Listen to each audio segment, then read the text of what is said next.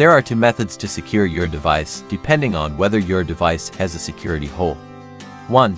The device to stand tether method. 2. The security button to stand tether method for devices without a security lock hole. Here's how to install the device to stand tether method. Step 1. Place your device on the stand, but don't secure it yet. It's easier to install the lock first. Look for the lock symbol in the top corners or side of your device. This indicates the location of the security lock hole. Insert the lock into the security hole and lock it securely.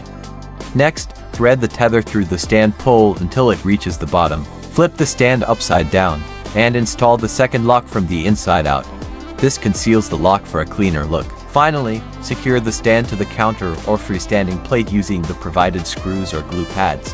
Here's how to install the security button to stand tether method. For devices without a lock hole, start by placing your device on the stand, but do not secure it yet.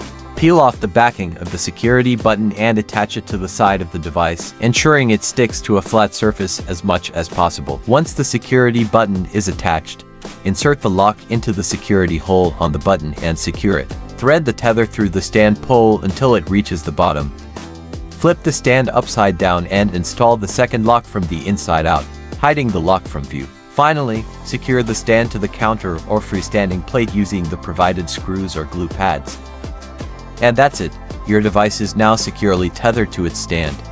For any further questions, feel free to reach out to us at DCCSupply.com. Thanks for watching.